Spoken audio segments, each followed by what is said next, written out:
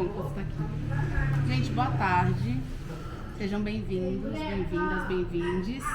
Esse é o espaço da ocupação Casa Cultural Hip Hop Jaçanã, né? Um espaço de cultura, arte e resistência, que existe aqui desde 2014, né? A gente está aqui há 10 anos, resistindo, né, às intempéries aí do sistema, do Estado, que muito nos persegue aqui no território.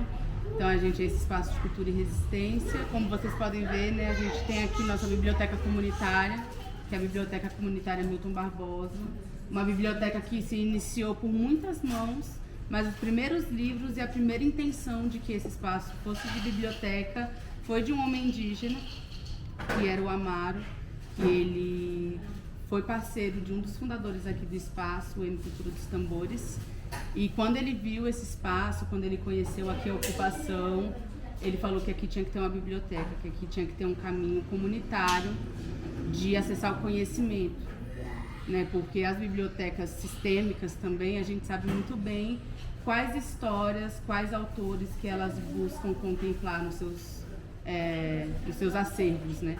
Então o nosso acervo ele é um acervo múltiplo, plural, que busca principalmente valorizar as diversidades dos nossos contextos históricos, indígenas, pretos, ancestrais. A gente inclusive faz uma boa limpa de títulos de romantismos, romancistas, né? A gente busca ter essa pegada mais contracolonial dentro dessa nossa curadoria aqui de literatura. E a gente também tem várias outras atividades no espaço, de yoga, capoeira, roda de leitura com as crianças. A gente tem o espaço da horta também, que é muito importante. Então, sintam-se à vontade, sejam bem-vindos, conheçam o espaço, né? Depois do lançamento, inclusive, fica o convite para você também. Às 5 horas a gente inicia o nosso festejo junino anual, que é uma festa que a gente faz todo ano com a nossa comunidade. Cada um traz um prato para poder vender, para a gente poder confraternizar, para a gente poder sentar em volta da fogueira. Então, sintam-se à vontade também para ficarem, permanecerem aqui até começar a festa. E você também, claro, para estar com a gente, com o meu forrar o bucho um pouquinho. E é isso. O Diva agora está no comando. Bem-vindo. Para nós é uma honra, um prazer imensurável que você esteja aqui, que esteja trazendo sua obra também para compor o nosso acervo. E é isso, meu irmão. Eu agradeço. E tem um cofezinho ali também, se vocês quiserem ir levantando, comendo, sentando de novo, fica à vontade, tá? Bom, gente, bora lá, né? Bora fazer essa prosa aí. Primeiro agradecer aí a Dai pela articulação do espaço aí, agradecer a Casa de Cultura Jaçanã, né? Que é um espaço importante, todo espaço de resistência, né? É um espaço importante. E reconhecer também a história de lutas, né? É fundamental, né? Eu estou falando isso também porque o livro trata disso, né? Uma das questões que o livro trata, ou a principal questão que o livro trata é sobre isso, sobre resistência, a resistência dos povos indígenas. Então é fundamental ter um espaço como esse, ter um espaço também homenageando pessoas que são pessoas muito importantes para a luta negra, para a luta indígena, né? Milton Barbosa é um grande companheiro que não tem as homenagens devidas, né? Poucas pessoas conhecem a história dele, isso também é uma certa tristeza, porque eu converso com muitos amigos e amigas, né? Sobre isso, né? Sobre esses lutadores, lutadoras que deram uma contribuição enorme e que não são respeitados, né? E respeitadas. Isso é grave para nós, né? Porque eu penso que a nossa grande arma, né? É a memória, é a história, né? Sem ela a gente não sabe para onde se guiar. Então é fundamental que a gente reverencie, né, essas memórias de luta, né? E aí eu queria dizer para vocês, queria agradecer o Caio. O Caio veio do Rio de Janeiro para cá. O Caio teve uma contribuição fundamental para que o livro saísse. né? Foi muito importante, porque a gente já se conhece há alguns anos, uns 3, 4 anos, não sei, mas sempre virtualmente, né? E o Caio sempre como um grande interlocutor meu, né? Sempre conversando com ele, sempre... Caio, né, tava fazendo um mochilão aí pela Europa, quase não tinha internet, mas aí a gente tinha o tempo para conversar, né? Para trocar. O Caio me mandando referências ou coisas que eu pensava, o Caio falou, fulano tá falando isso também, hein? Isso é importante e tal, né? Sempre foi um grande interlocutor. Para mim é uma felicidade ele estar aqui hoje, né? E, enfim, né? Eu queria propor aqui que a gente conversasse, né? Fosse uma conversa que o Caio, Ricardo, são pessoas que eu, né, conheço mais, a Dai e vocês, né? Pudessem ficar à vontade para intervir, né? Eu vou contar um pouco a história do livro, né? A história do livro, esse livro foi uma crise para mim, né? Em algumas coisas, né? A linguagem, por exemplo, foi uma crise para mim, né? E eu falei isso pro Caio, eu falei, Caio, eu vou utilizar uma linguagem e vou transitar por outras linguagens. E por que eu vou fazer isso? Porque eu quero que as pessoas tenham um livro na mão e que possam se reconhecer, que possam entender de uma forma fácil, né, as questões que eu estou trazendo, né? Se as pessoas não conseguirem entender, vai ser um problema, né? Porque eu não vou estar dialogando com as pessoas, né? Então todo o esforço que eu fiz foi nesse sentido, né? Claro que tem alguns conceitos, algumas coisas que eu não tinha como fugir, né? Isso aí não tinha como fugir, não tinha como facilitar tanto assim a linguagem, né? Mas no geral eu tentei utilizar essa linguagem que é uma linguagem que tem a ver também com como nós, né? Povos indígenas, povos africanos diaspóricos, né? Se relacionam, né? Através da oralidade principalmente, né? Então o meu estilo de escrita é esse, né? De um diálogo, né? Tá conversando com as pessoas sobre as questões, né? Que eu estou pensando, que isso faz parte de uma tradição, né? Então essa é uma primeira questão, né? A segunda questão é que o livro se confunde muito com a minha história também. Eu tive um processo de militâncias em vários lugares, né? Em vários períodos eu militei em várias lutas e o livro ele também, né, dialoga com esses lugares que eu estive fazendo luta, tive militando, né? Então essa é uma segunda questão. E outra questão que é essa mesmo, né, do meu lugar enquanto indígena, e que eu entendo, né, que pelo processo de apagamento que ocorreu contra nós indígenas, né, eu entrei na luta indígena muito tarde, né, há 15, um pouco mais de anos atrás, né.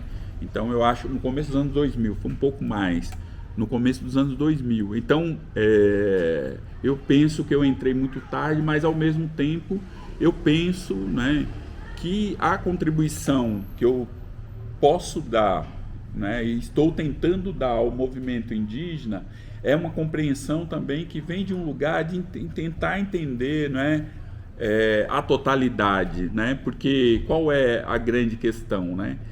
Tanto o povo negro como o povo indígena é desqualificado pelo pensamento ocidental, né? Nós não somos vistos, né? Essa é a grande questão, né?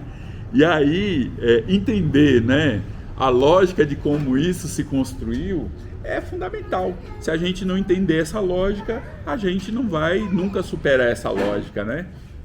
Então eu penso que é uma contribuição nesse sentido, né?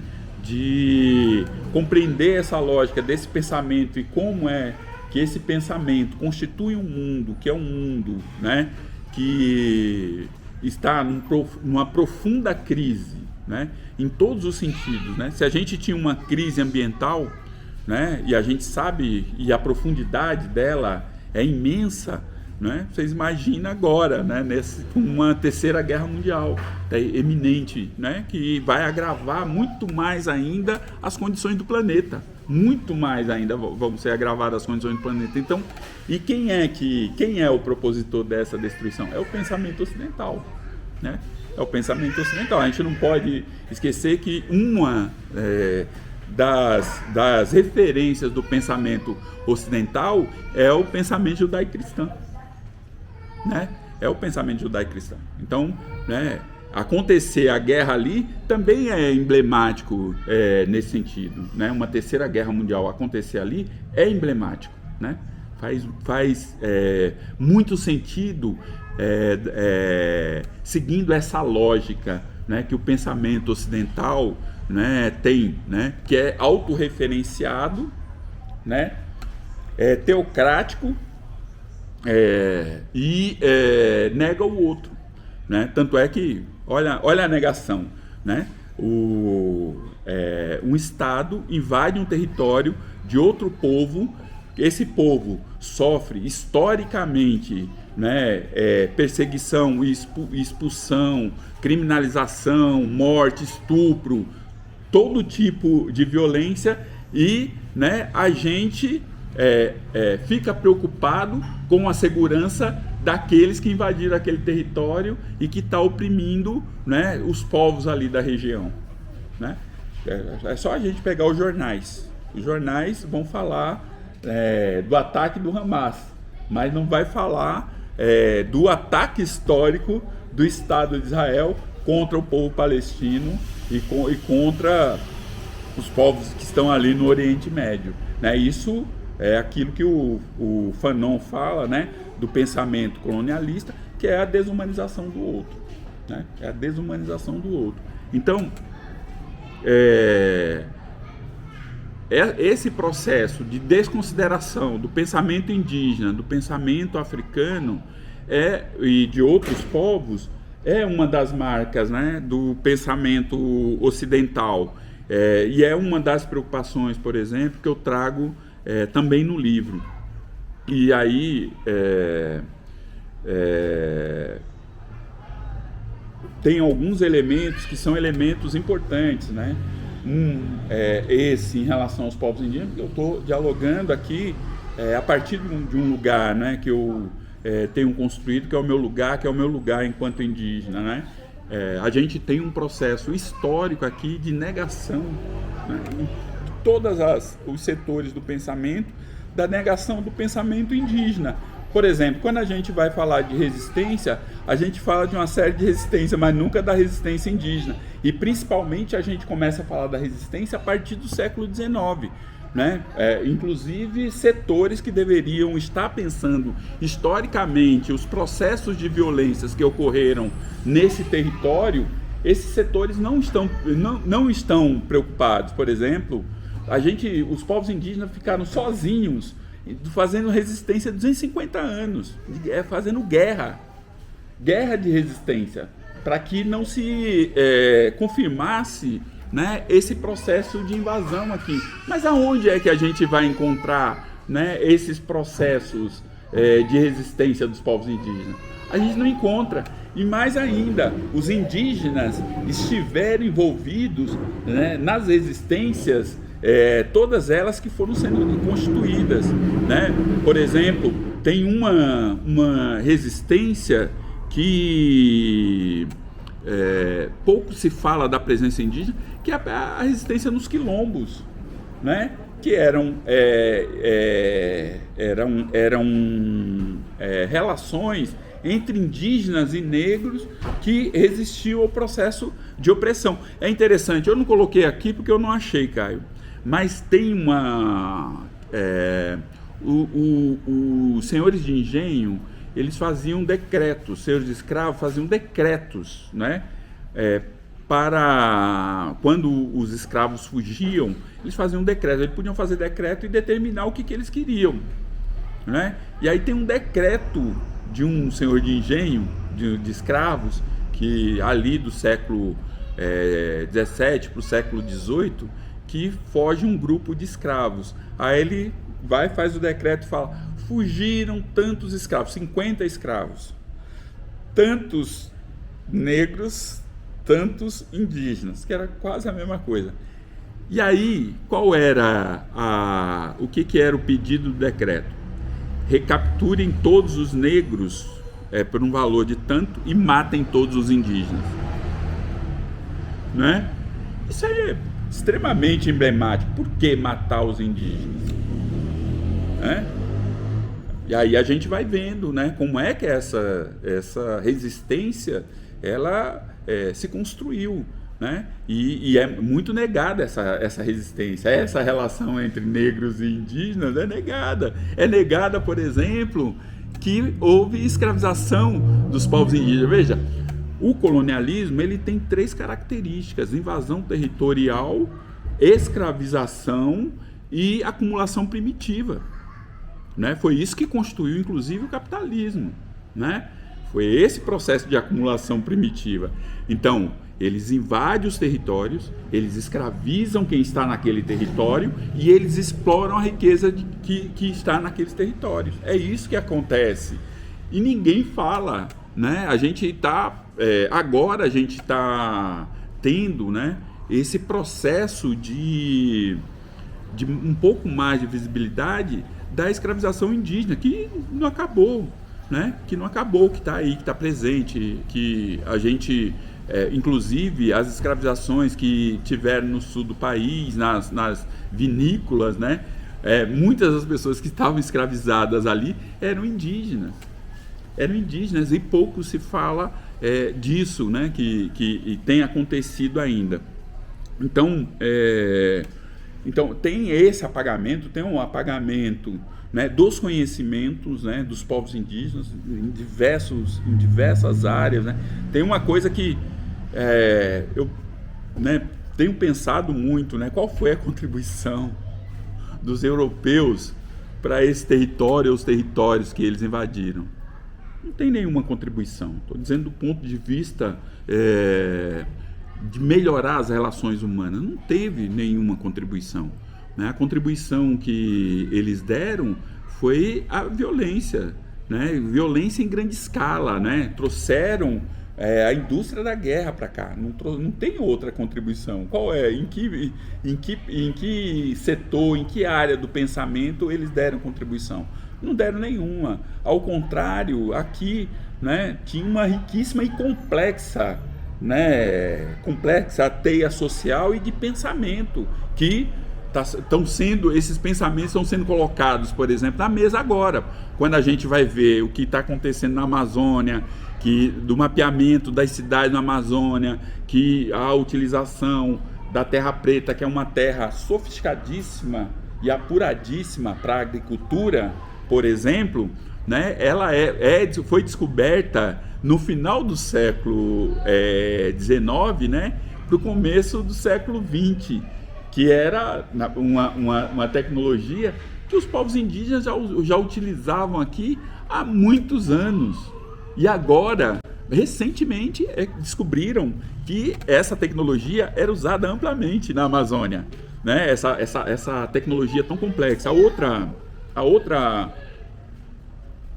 questão para a gente pensar na contribuição e na incapacidade cognitiva, né, dos invasores, né, que é a coisa das pirâmides, né? Agora o pessoal tem feito uma série de memes com isso, né?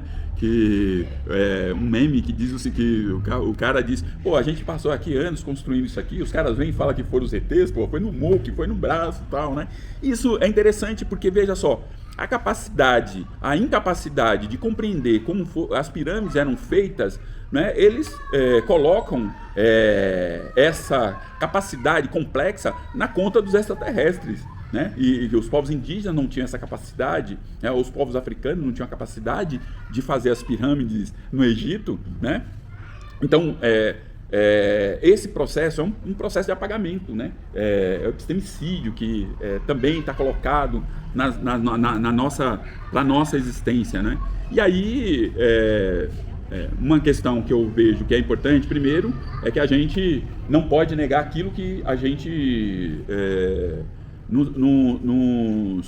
é colocado do ponto de vista do pensamento para que a gente possa compreender o mundo, né? Nem todo pensamento europeu é ruim, boa parte é, mas nem todo pensamento ocidental é ruim. Então esse pensamento que nos ajuda a compreender e que nos ajuda a reconhecer o nosso lugar e que ajuda, né, nesse processo de superação é importante, mas a gente precisa buscar outras referências, né?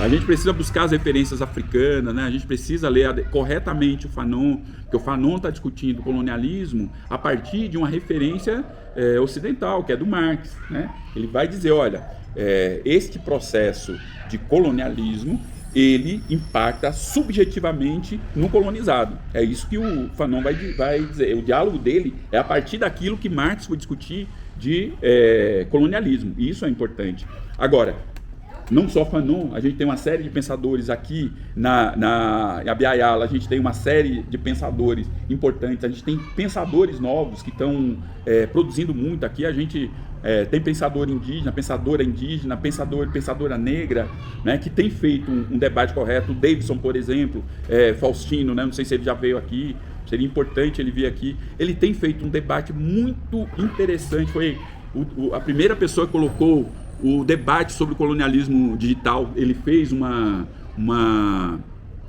fez um alerta importante, escreveu um livro sobre como era que os nossos dados, né, estavam sendo colonizados, e a própria constituição do sistema que constitui, né, esse emaranhado, né, tecnológico, ele é colonizador, porque, por exemplo, os fios são de ouro. De onde sai o ouro? Sai da África, aqui do território Yanomami e outros territórios.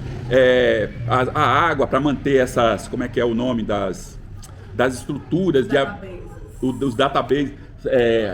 Por que os caras estão querendo fazer 5 dessas aqui? Né? Por conta da água, né? Aonde isso estava armazenado, por exemplo, como a Califórnia, né? Está tendo um impacto lá, então eles precisam tirar de lá e colocar em outros lugares, porque necessita de muita água, né? Então, e a inteligência artificial muito mais. Então o Davidson é um pensador importante, né? E outros pensadores e pensadoras, né, que têm feito diversos debates. Tem a Lia da Periferia, que tem feito também debate fino sobre educação, sobre esses projetos de educação que são impostos para nós, que não faz nenhum sentido. Ela dialoga com a educação zapatista, né, e traz uma outra perspectiva, uma outra referência que dá sentido, que faz sentido, né? A educação faz sentido, que são as nossas experiências, né? Que faz com que as coisas tenham sentido para nós, experiências, principalmente as experiências coletivas. Então, é importante que a gente possa construir, né, outras referências para se contrapor a esse processo que nós estamos vivendo, né? E essa tem uma reivindicação, que é uma reivindicação que está colocada aí, que, né, o presente é ancestral, o futuro é ancestral. Faz sentido, né, essa reflexão, porque diversas tecnologias, diversas formas de sociabilidade, né, que os povos indígenas, que os povos africanos, que os povos asiáticos, que outros povos constituíram, não foram experimentados em escala, ou influenciados outros pensamentos, porque foram impedidos, né? Esses pensamentos foram impedidos. Tem agora tem uma liderança nova na África, né, que ele tem colocado, né, muitas dessas questões. Eu não lembro o nome dele, se eu não me engano, o país é Burkina Faso, né? Ele tem feito reflexões assim fundamentais. O Burkina Faso não é um grande país, mas ele tem conseguido articular outros países, né? E ele tem feito esse debate sobre o colonialismo e a importância da gente, dos africanos e africanas, afirmarem, né, o seu lugar no mundo e superar, né, o colonialismo. Enfim, é um debate muito importante. Então é importante que a gente busque essas outras referências, né, que nos foi negado, que ainda nos tem sido negado, para superar, né, esse lugar de destruição que o pensamento ocidental impôs para nós, está impondo para o mundo, né? Ou a gente supera esse pensamento, ou esse pensamento vai estar destruindo o mundo e vai destruir o mundo, né? Então é um pouco isso, para um começo de conversa, para que a gente possa falar mais aí sobre o livro, enfim. O Caio leu o livro, né? É o primeiro comentador do livro aí. Mas é isso, gente. O livro traz essa série de inquietações aí e coloca, né, principalmente o lugar dos indígenas e das indígenas nesse debate, né? Coloca não, né? Eu coloco uma série de questões que é importante que a gente possa ir amadurecendo e ampliando, que aí é muita pretensão também dizer que eu coloco, né? Não tem nada de eu colocar, né? É uma construção coletiva. Mas bora lá, minha gente, bora conversar. Da onde que saiu suas pesquisas, todos os seus estudos, toda essa pesquisa histórica que você fez? Foi através da universidade ou foi uma pesquisa que você fez solo? Solo. É totalmente uma pesquisa que eu já vinha fazendo há muitos anos, na verdade. Essa pesquisa, por exemplo, das lutas indígenas, eu já tinha, sei lá, uns 10 anos mais ou menos, porque era isso, né? Era um lugar de estranheza, onde a gente sabia que tinha sido uma invasão. Então, se tinha sido uma invasão, como é que as nossas lutas de resistência, elas não aparecem, né? E aí eu fui pesquisando, né? Tem a Confederação do Tamoio, tem o cerco a Igaraçu, aí tem o cerco, que são as primeiras resistências, né? Aí a gente vai tendo resistências pontuais. Na minha avaliação, a grande resistência nossa, dos povos indígenas, né, foi a Confederação, foi a Guerra dos Bárbaros, que eles falam que é a Guerra dos Bárbaros, porque o Estado português tomou uma decisão de ocupar o território e interiorizar, né, aonde os indígenas eram resistentes. Aí os indígenas do Piauí até a Bahia, né, fazem resistências, né, algumas ali no Piauí um pouco mais isoladas, né, mas que faz parte dessa resistência, e as outras resistências um pouco mais articuladas entre si, entendeu? E foi a última grande resistência indígena, né, para esse processo de invasão, né? Então eu fui fazendo a pesquisa, claro que já tinha também pesquisas, né, sobre, né, por exemplo, a Guerra dos Bárbaros, utilizei o livro do Pedro Ponti, mas eu não desenvolvi tanto, e inclusive eu acho que tem processo de revisão em alguns escritos, você entendeu? Que tem que ser feito. Eu também apontei para isso. Essa é uma coisa. A outra coisa é que eu fui atualizando também as resistências, né, depois da Guerra dos Bárbaros. Fui atualizando as outras resistências, verificando, por exemplo, espaços de resistência com a presença indígena, e em grande monta, por exemplo, as ligas camponesas que existiram, principalmente na Paraíba, Pernambuco e Alagoas, tinha uma forte presença indígena, uma fortíssima presença indígena, só que não se falava da presença indígena. O João Pedro Teixeira, que foi uma das lideranças importantes na Paraíba, por exemplo, a neta dele está fazendo a afirmação da identidade da família, né, enquanto indígena, e que não era respeitada. Aí tem documentos, por exemplo, hoje textos, né, falando dos chucurus como não só participantes, mas como dirigindo grupos que faziam parte da Liga Camponesa, né? Então tem lutas que os indígenas estavam envolvidos e que nunca aparecia, a gente era invisível nesses processos, né, de presença em luta, e a violência também contra os povos indígenas também igualmente, né, invisibilizada, né, permanentemente, essa invisibilização.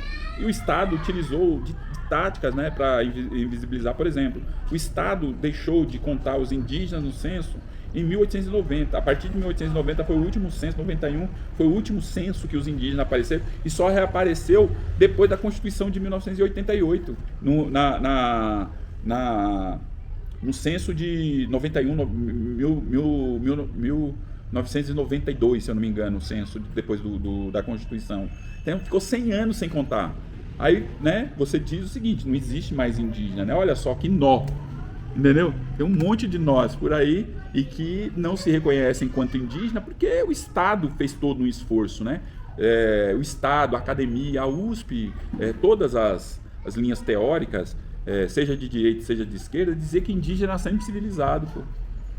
Quem é que quer ser semi-civilizado? É um animal, né? Quase, né? Um animal. Então, quem quer ser animal? Então, você nega a tua identidade indígena. Muitas famílias, né? Tinha uma fala corrente nas famílias, das famílias dizer que tinha que casar com branco para melhorar a raça. Sabe aonde que isso começou? Isso começou com as reformas pombalinas em 1750, que proibia, né, mulheres indígenas, que proibia, desestimulava mulheres indígenas de casar com indígena e casar com branco. Exatamente para isso, para embranquecer. Havia uma política deliberada de assimilacionismo, percebe? Então, eu fui construindo isso, porque o que eu entendia, né? O Ricardo me conhece já há um pouco mais de tempo. O militante, ele tem uma preocupação de pensar aonde ele pisa, de refletir aonde ele pisa, encontrar as contradições, apresentar as contradições e apresentar uma perspectiva que avance nas relações humanas, certo? Então eu militei muitos anos, né? Na defesa dos direitos humanos de criança e adolescente. Eu produzi um monte de coisa, né? Eu estava até conversando com o Ricardo, algumas pessoas diziam que fora da academia eu era a pessoa que mais produzia sobre infância, né? Então, a minha preocupação, militando no movimento indígena, foi exatamente esse. Eu preciso entender o que está acontecendo aqui. Eu preciso entender porque eu passei por um longo processo de apagamento da minha identidade, né? Que a minha família mais ou menos, né? Porque na minha casa sempre teve a história porque eu tinha meu bisavô, né? Ele afirmava, minha avó também, mas esse meu bisavô era o nosso tronco velho. Ele era indígena que toda a cidade reconhecia. Quando ele entrava na cidade, ele entrava descalço, a molecada vinha em cima dele e tal, né? Então eram mais ou menos resolvidos isso pra gente, mais ou menos, né? Tinha a minha avó que ela ia, né? Ela dizia que ia no Oricuri. Eu achava que era uma cidade, um distrito lá próximo da minha cidade, né? Muitos anos depois é que eu fui descobrir que Oricuri que ela ia não era Oricuri uma cidade ou um distrito, né? O Oricuri que ela ia era no ritual, né? Que eu entendo que era o ritual Funiô, porque ela dizia que o nosso povo era de Águas Belas, né? Minha avó sempre dizia isso. Mas veja, ao mesmo tempo também, né? A família do meu pai era indígena, né? Recentemente eu fui conversar com uma tia de 86 anos, ela disse, né? Não, o registro da mãe, da avó dela estava lá, que era indígena, né? Então voltando aqui, eu tinha muita curiosidade sobre isso, né? Sobre esse apagamento. Eu precisava explicar esse apagamento. Para mim também eu precisava explicar esse processo de apagamento, né? Que era importante também a gente estar convencido de que lugar é que a gente vai falar, né? Do que a gente está falando, de que lugar que a gente vai falar, né? Então, a partir disso, eu fui cruzando as minhas militâncias. Por exemplo, uma militância que eu tive durante muito tempo foi contra o plano ALCA, e depois teve uma desarticulação, porque a ALCA não foi aprovado, mas depois, né, a gente foi percebendo que tinha um outro processo que era muito parecido com a ALCA acontecendo, que era o plano ISSA. O que é? Vou tentar explicar isso aí. Tanto a ALCA quanto o ISSA é um processo de integração regional, integração, no caso do ALCA, de toda a América, né? Para o quê? Para distribuir as mercadorias, para que as mercadorias fossem distribuídas, né? Quem era que saía ganhando com a ALCA? Os Estados Unidos. Porque os Estados Unidos iria despejar, né, as suas bugigangas, né, em todos os territórios da América, né, como é que eu poderia dizer? Com privilégios, né, porque era um país mais industrializado, né, conseguiria vender mais barato com impostos reduzidos. Então ele encheria isso aqui de bugiganga dos Estados Unidos, mais do que já tem hoje, né? Então seria a integração, essa integração era uma integração da mercadoria, entendeu? Se falava que era uma integração aduaneira, que precisava da integração física, né? Ou seja, estradas, comunicação e energética, né? Era essa a integração. Essa não deu certo, porque a gente se mobilizou. Aí, a partir dos anos 90, foi sendo constituído integrações regionais. O NAFTA, né, lá nos Estados Unidos, Canadá e México, a integração Pacto Andino, e aqui foi construído o Plano IRSA, né, que era a Iniciativa de Integração Regional Sul-Americana, que tinha essas características, né, de ser essa integração através de estrada ou transporte com esse modelo multimodal, trem, estradas, marítima, né? A outra era energética, né? Belo Monte, né?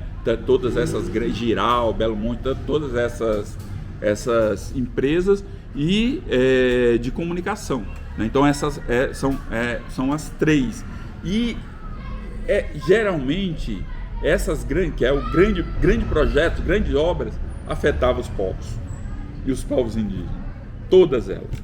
A gente vai pegar Giral, a gente vai pegar Belo Monte, a gente vai pegar as estradas. Tem uma estrada que sai daqui de São Paulo, do Atlântico ao Pacífico, por exemplo, vai passar aonde? Dentro do território Guarani-Kaiowá, né? Fiquei muito tempo, eu intensifiquei a minha militância, eu diria,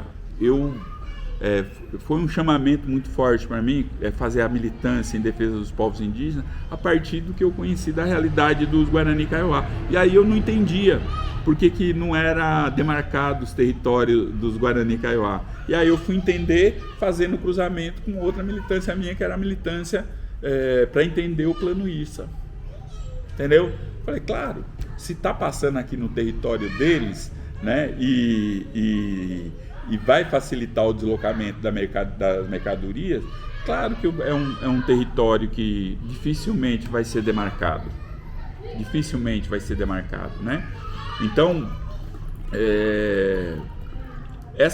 né, muito do que está no livro faz parte da minha vida, da minha militância, né? De entender, de compreender e de pensar um outro mundo, entendeu? Como é que a gente pode construir um outro mundo, né?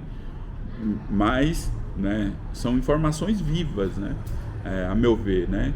Que eu acho que tem como contribuir, tem essa contribuição para que a gente possa compreender uma série de questões, né? Porque eu entendo que as práticas coloniais, elas estão colocadas, né? Por isso que a gente não pode falar do capitalismo pura e simplesmente, né? É importante que a gente reconheça que as práticas coloniais, econômicas coloniais, estão colocadas, né, no nosso cotidiano. O que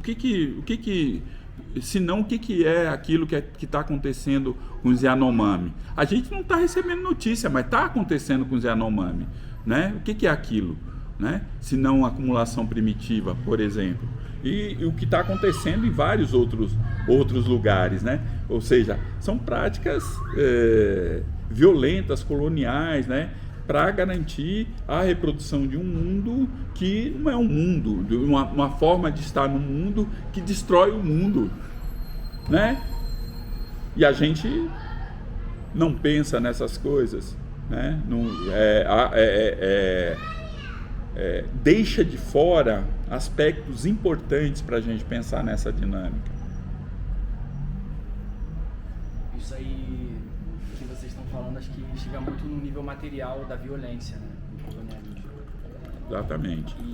Só que eu acho que o seu livro toca também, e talvez você não tenha falado muito, mas tem muito a ver com a tua pergunta.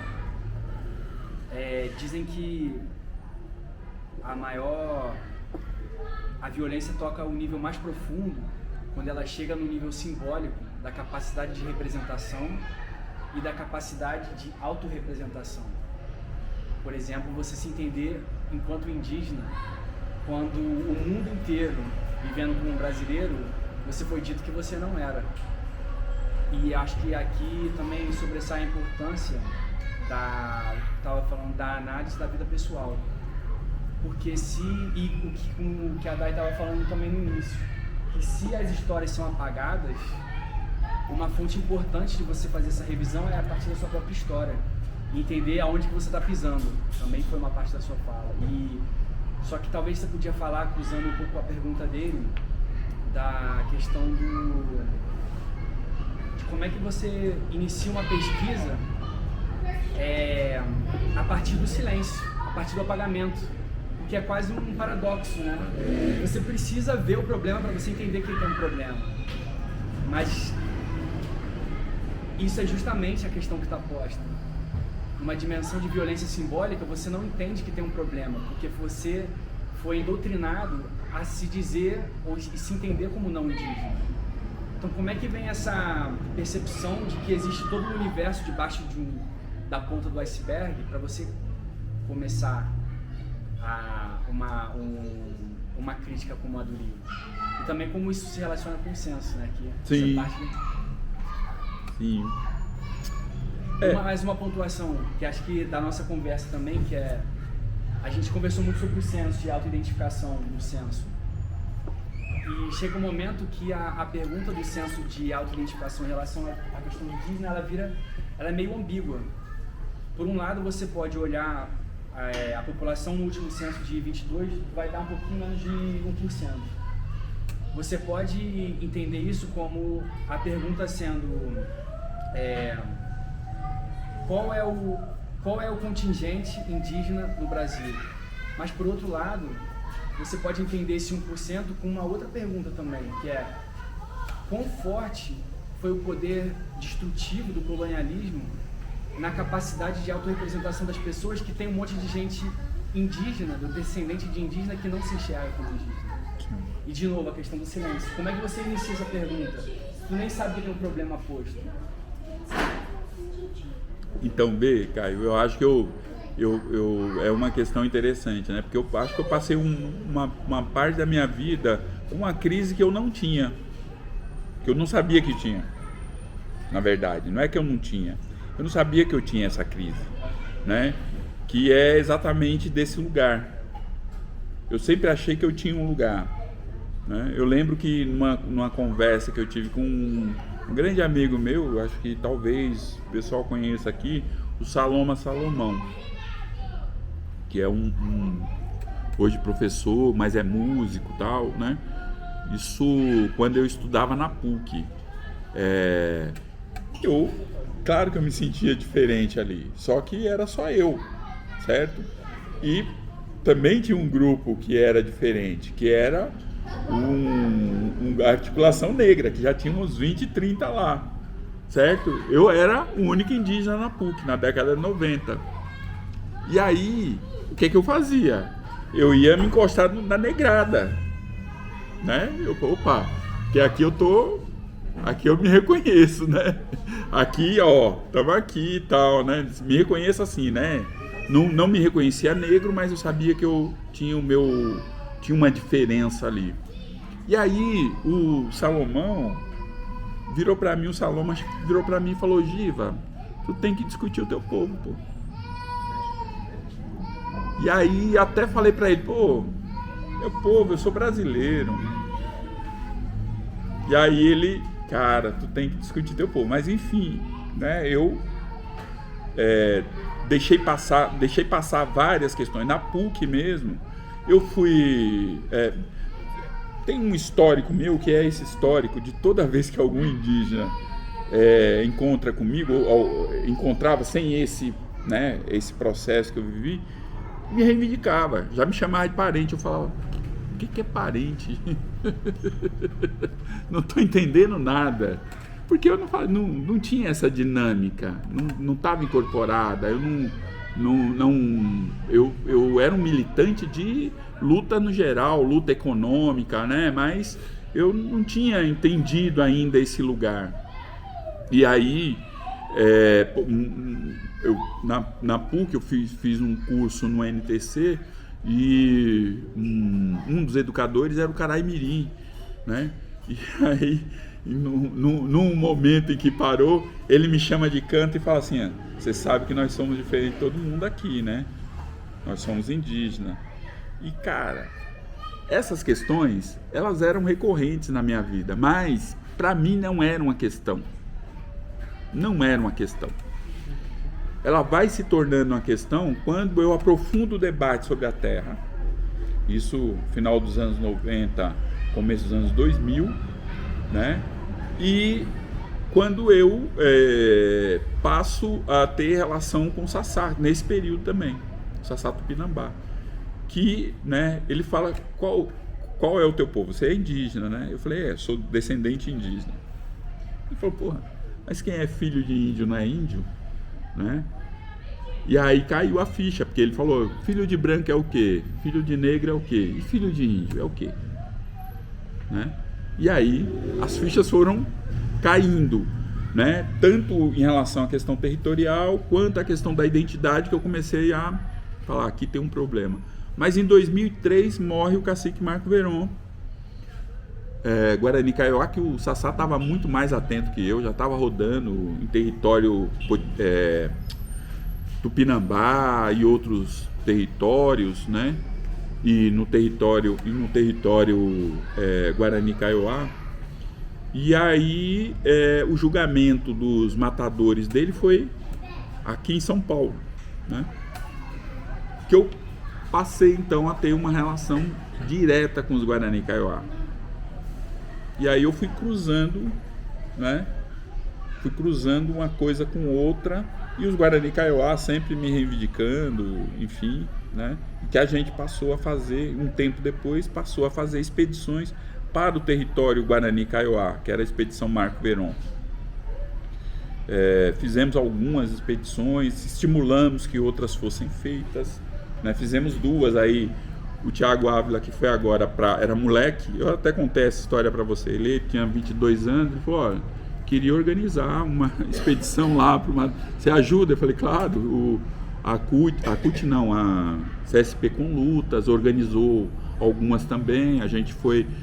porque a gente já estava dialogando com uma série de coisas. Um dos diálogos da expedição não era uma expedição de festa, né?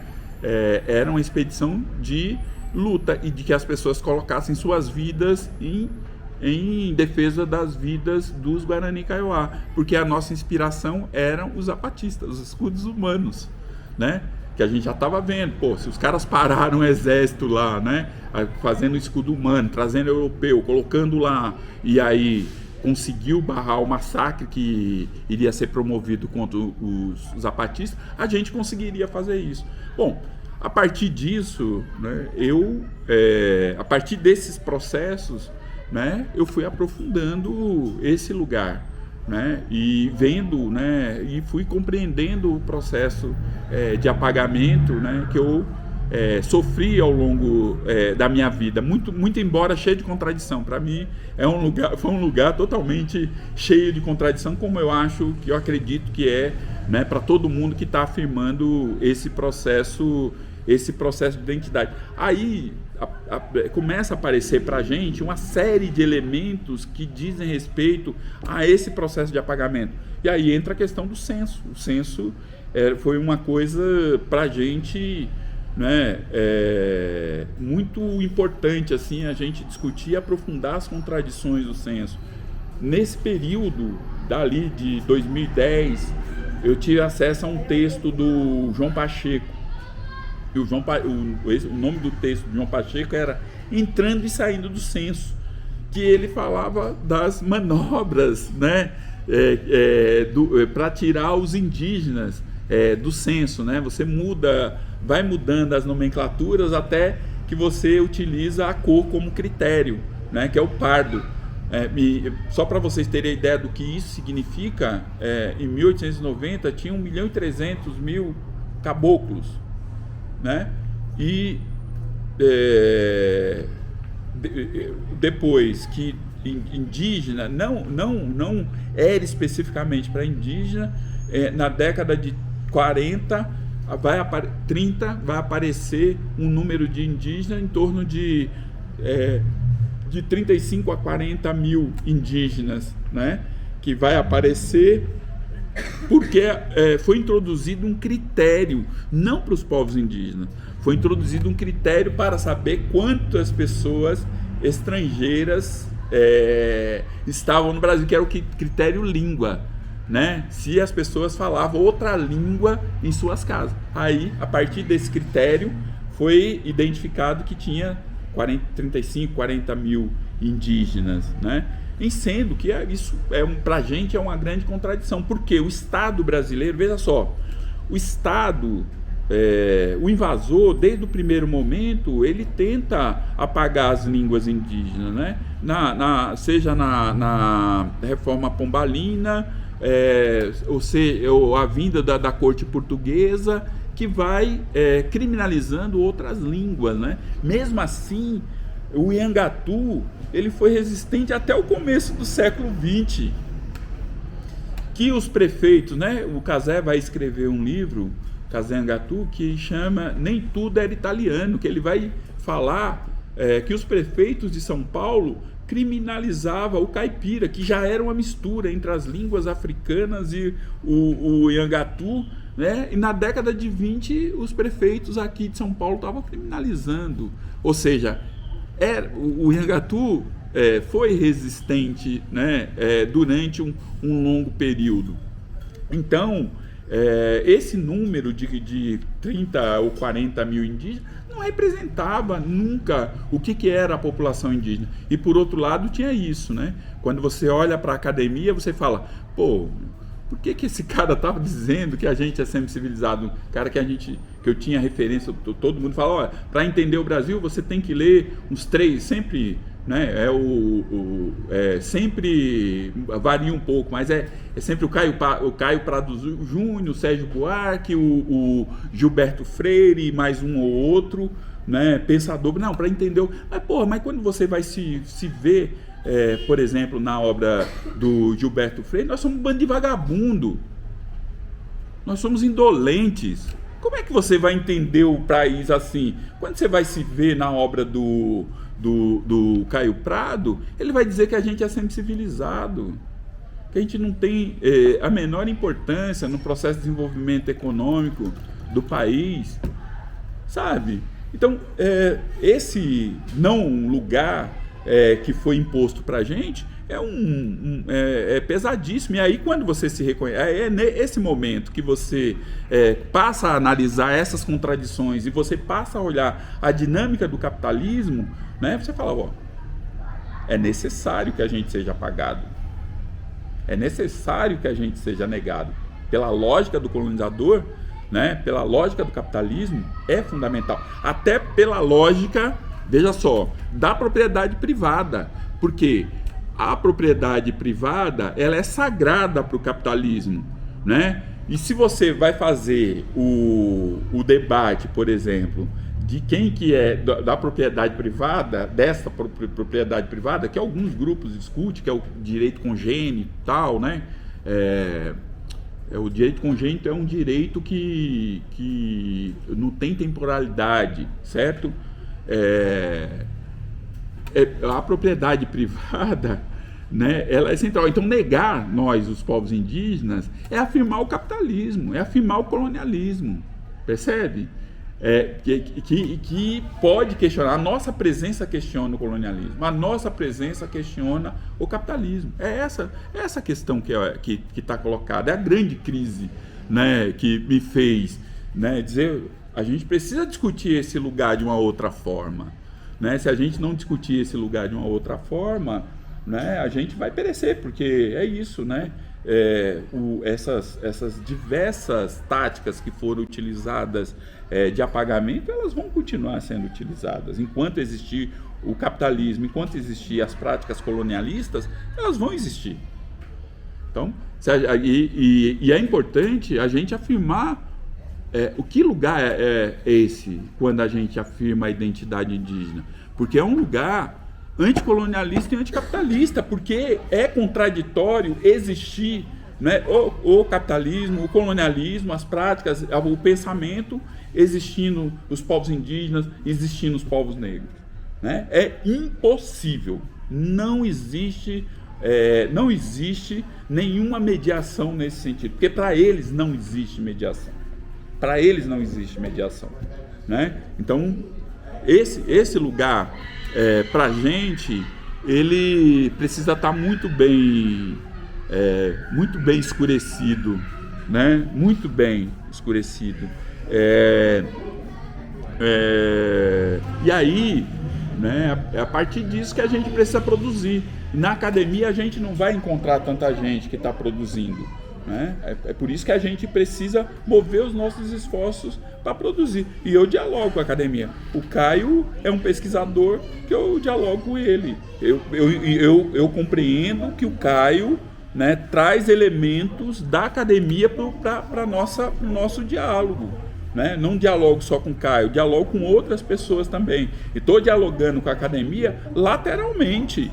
Mas não vou dialogar com a academia e vou dialogar com a academia de fora para dentro. Aí sim, né? Na segunda-feira eu vou lançar na PUC, na quarta-feira eu vou lançar na Unicamp e na PUCamp, né? Estou dialogando com a academia, mas dialogando de fora para dentro e dizendo para a academia, ó, vocês são cheios de contradições. Isso eu vou dizer, né? Eu tenho que dizer isso para a academia. Vocês forjaram um pensamento, né? Que é um pensamento que afirma um mundo e nos nega, pô. Né? Isso eu vou dizer, isso a gente precisa dizer, né?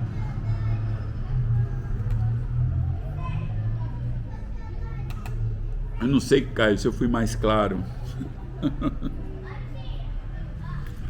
Fiquei aqui pensando, Gil, acho que eu uso eu acho que eu queria saber também um pouco do título do livro, né?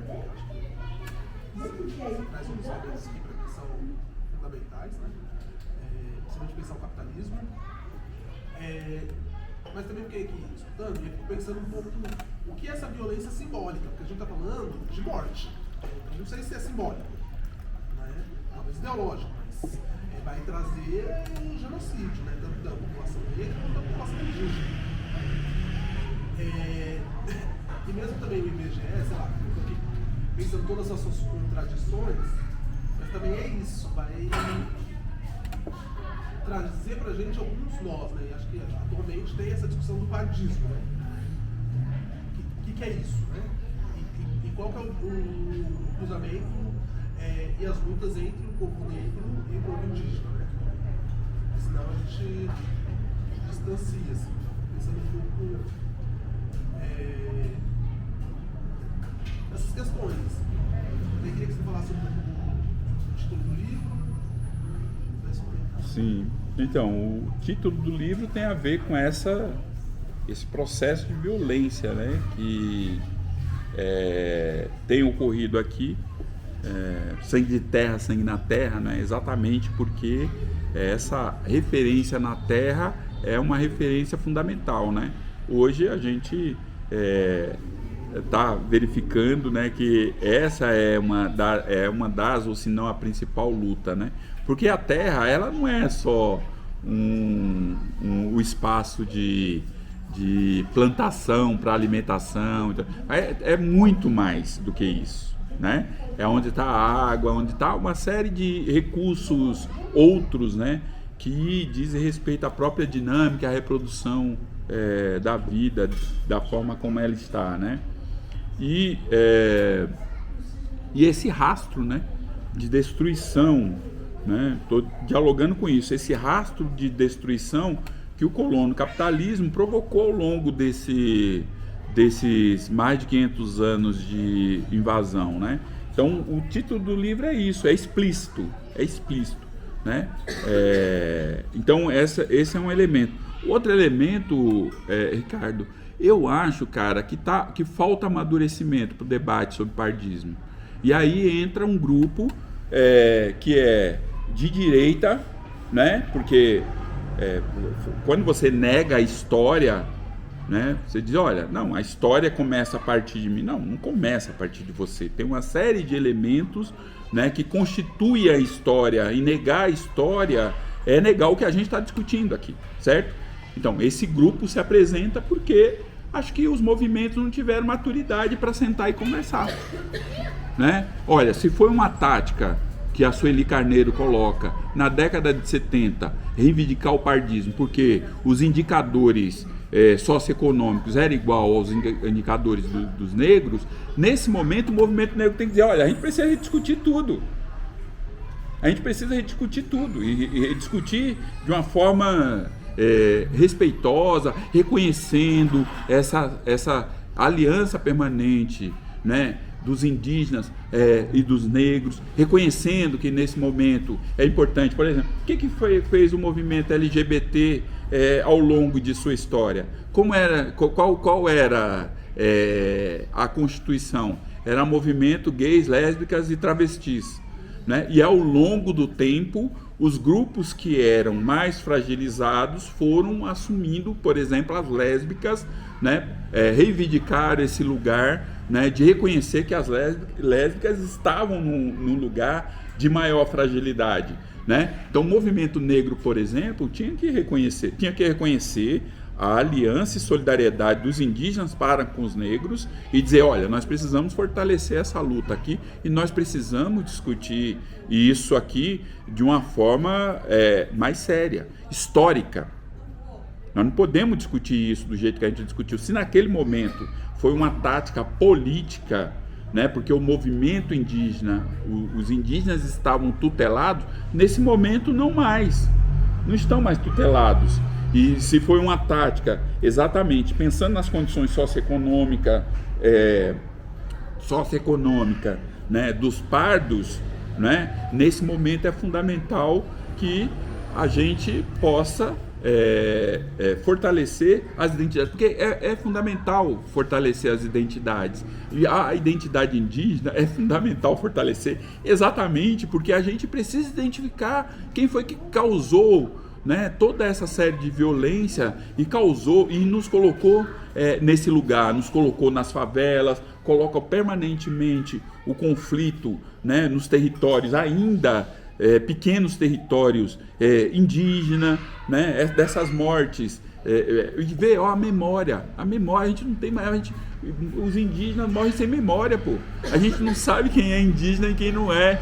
Entende? Porque a gente não tem memória. As pessoas, se a gente vai verificar os indicadores sociais, os negativos, quem é que mais sofre? Os pardos e depois os negros. Cerca de 30 e poucos % negro, o restante é pardo. Prisão, pardo, negro. Entendeu? Também o mesmo. A gente precisa discutir isso. Então os nossos estão morrendo, as nossas estão morrendo. E a gente nem sabe que está morrendo. O direito à memória. A gente não tem o direito à memória, cara. Olha só que coisa absurda.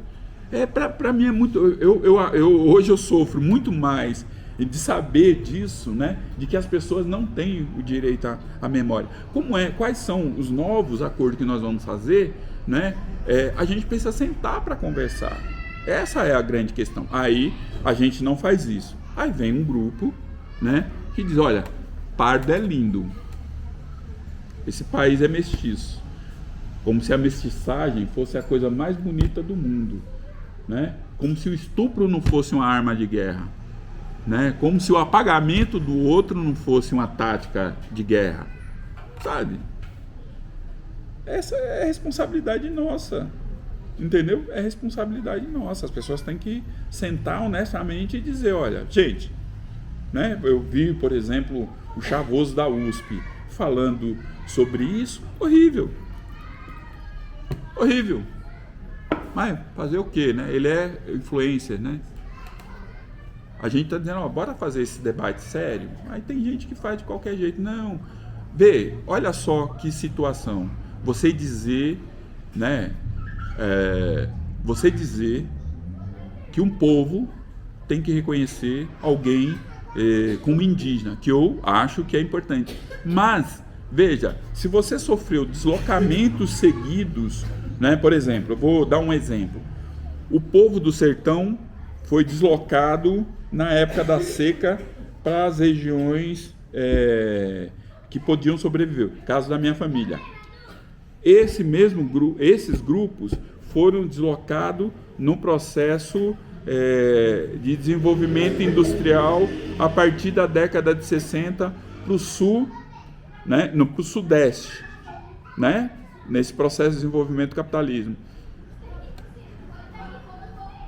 Que povo é que as pessoas têm a seguinte informação: minha avó foi pega no dente, minha avó foi pega a laço. Olha que caminho, como é que a gente, minha avó, minha bisavó, qual é o caminho que a gente vai fazer? A gente precisa criar outra forma da identificação indígena, né? Eu vejo que no setor da antropologia já avançou, mas essa semana passada eu tive num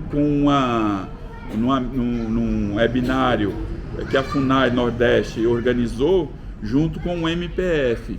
E aí eu vi uma antropóloga falando o seguinte: não, quem tem que identificar o povo, identificar as pessoas é o povo. Quer dizer, não tem dinâmica social, não tem conjuntura, não tem nada. E dizia, esse processo tem que ser feito a partir de critérios científicos. A ciência morta não é dinâmica, não é dialética, desconhece todos os processos que ocorreram, sabe? Aí, que é o que eu tenho ouvido, muita gente reproduzindo, inclusive o Chavoso dizendo a mesma coisa, entendeu? Dizendo a mesma coisa. Pô, bicho, que ciência é essa que ela não... O que é a ciência, né? Se não é observação, e a observação, ela vai mudando, ela é dinâmica, a gente precisa discutir isso de uma forma séria, e a gente não discute de uma forma séria. Como é que a gente vai ter acesso às nossas informações, se as nossas informações estão em boa parte ou nas igrejas, que a gente tem que pagar uma fortuna para acessar, ou se não estão em bibliotecas da Europa ou dos Estados Unidos, sendo que parte da biblioteca das informações considerável a respeito de povos indígenas que tinha na Europa era em Portugal, e Portugal queimou. Percebe? Que, né, eu tenho dito, gente, esse não é um debate fácil. A gente não pode fazer esse debate a partir das nossas vontades, né? A partir de olhares equivocados. Percebe? A gente precisa atualizar isso, fazer um debate honesto. Precisa fazer um debate diante das contradições e complexidade do que ele é. A gente não pode querer fazer o debate a partir, né, do que nós acreditamos. Veja, Ricardo, eu estou numa posição muito confortável. Eu tenho uma posição muito confortável, certo? Nesse debate, né? Mas essa posição, que simplesmente eu poderia fazer todo esse percurso da minha família, fazer a árvore genealógica, tá resolvido. Mas a questão não é essa, a questão é coletiva, né? É um problema meu que é menor, mas é um problema muito maior para outras pessoas, entende? E é por isso que a gente não pode fazer esse debate assim de qualquer jeito, né? E é esse chamamento assim que a gente tem feito o tempo todo. Ora, bora fazer esse debate de uma forma séria, porque os nossos e as nossas estão sofrendo aí, não sabem quem são, não sabem das suas histórias, entende? Então é isso. E aí, se a gente não faz isso, aí as pessoas, né, vêm com blá, né, o pensamento pós-moderno é absolutamente sutil, não, sedutor, né, e engole as pessoas para dentro, chama as pessoas para dentro, e as pessoas começam a reproduzir, porque, né, essa pessoa está aí com não sei quantos mil seguidores aí e tal, e não faço esse debate, não vou fazer esse debate com internet com ninguém, não. Vamos fazer olho no olho. Não vamos fazer, não vou ficar fazendo debate. As pessoas ficam me puxando. Aí, você devia comentar lá. Eu não vou comentar. Não vou comentar. Não vou. Essas armadilhas eu não vou. Para fazer uma relação também para responder isso que o Diva está falando, da falta de entendimento de quem se é que é a dimensão simbólica, mas ela não está separada da material, como tu falou. Ela vem, às vezes se diz, pelo menos no caso do indígena, a dimensão simbólica ela pode ser interpretada como um ápice, somente porque o que precede ela é justamente a violência material a nível de genocídio. É nessa dimensão que a importância da violência simbólica ela fica sobressaltada, mas claro, ela vem em decorrência justamente de uma dimensão material sempre. É isso. A dimensão simbólica ela consegue, né, ou dar luz ou apagar, né? Ou dar luz ou apagar, né? Dar luz para compreender, né? Essa dimensão da violência, né? E apaga também essa dimensão da violência.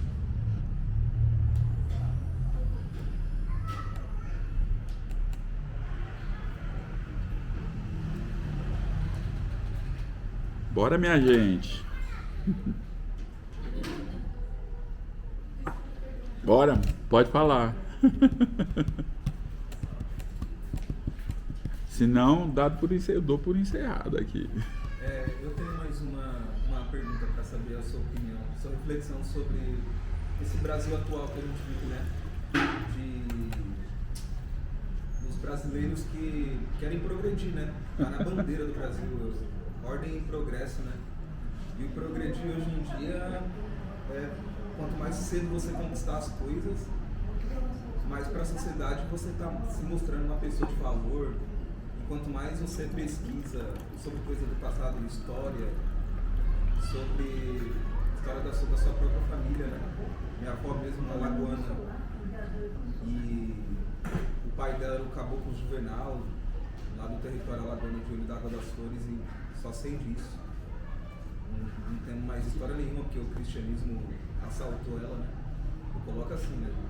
O cristianismo assaltou minha avó e ela esqueceu de tudo de lá. E como você vê esse Brasil hoje em dia que ninguém tá nem aí pra nada, né? É só dinheiro, o assunto do momento é dinheiro no bolso, conquistas materiais. O campo simbólico está vencendo, né? Por enquanto, né? Porque é isso, né? Não é uma coisa tão fácil, né? Entender o capitalismo, né? É uma coisa difícil, né? A gente pode entender melhor a partir das nossas próprias condições e a gente colocando as questões corretas, né?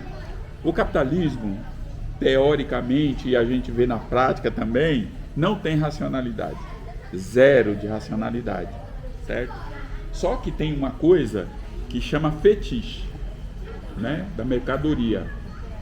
Vou explicar o fetiche da mercadoria para você.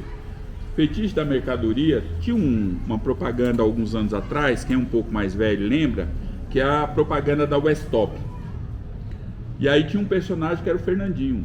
O Fernandinho era um trabalhador que ele entrava no escritório e ninguém olhava para ele. Ninguém olhava para o Fernandinho.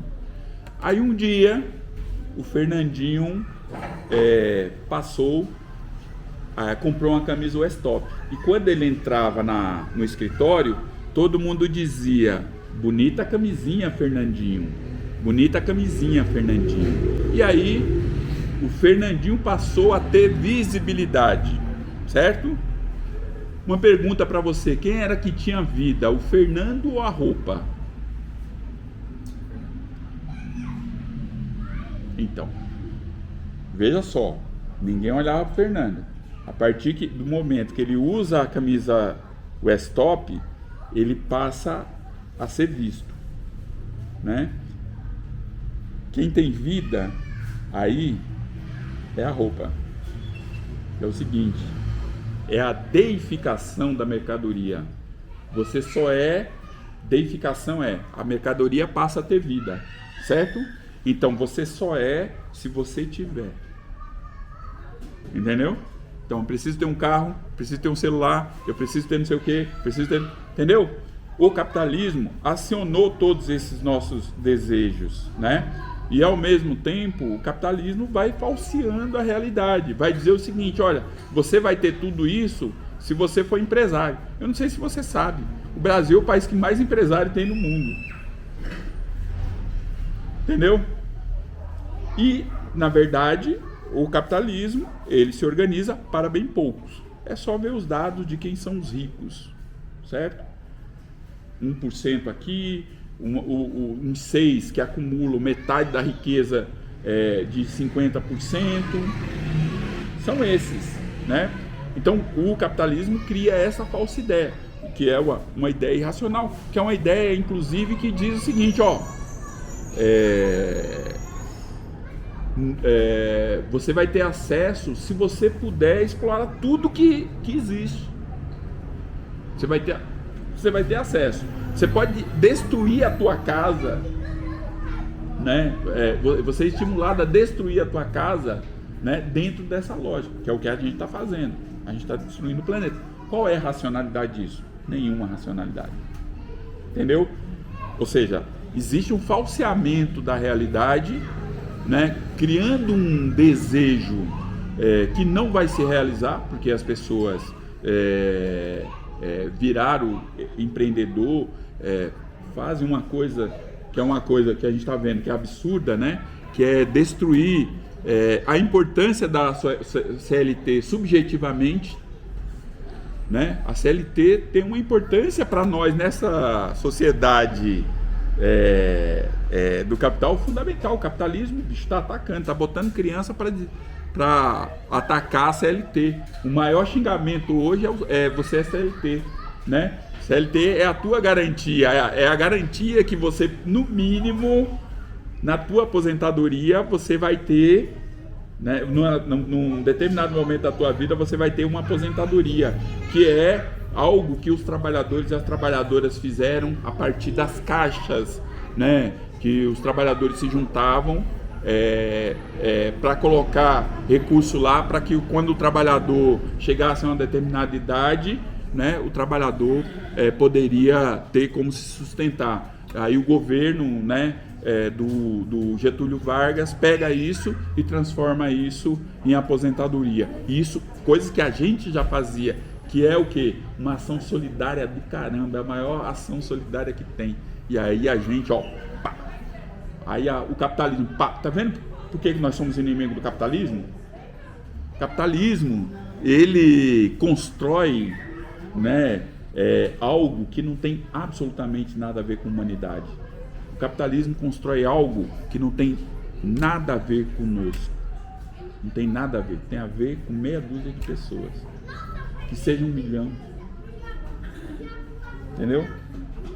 E ele conseguiu criar essa ideia de que todos nós vamos nos dar bem. Não vamos nos dar bem. Não vamos. Isso é mentira, mas é isso. Nós estamos em disputa. Eu estou aqui em disputa. Certo? Nós estamos em disputa. Lógico que ele tem uma bomba atômica e a gente tem um traque. Mas de traque em traque a gente chega lá. Gente, é isso. Eu estou vendo aí a Dai já preparando, a mulherada chegando ali, né, Dai? As comidinhas. E diria, compre o meu livro. Giba, então os outros espaços que você vai ter essa semana? Segunda-feira eu vou estar na PUC, em São Paulo, PUC Monte Alegre. Vou estar na quarta-feira na Unicamp, na PUCamp, Unicamp, de manhã na PUCamp e à tarde na Unicamp. O Sassá está discutindo com o pessoal da Unifesp, da Baixada Santista, para eu ir na terça-feira, dia 17. Dia 20 eu vou estar no Bar do Hélio. No dia 21 eu vou para Valinhos, na Casa de Capoeira Elisa. E no dia 22 vou estar no Quilombaque, que vai ter a revista Fala Parente, né, se eu não me engano. Parente, né? Fala Parente. E aí vou lançar lá também o livro. Divulgado.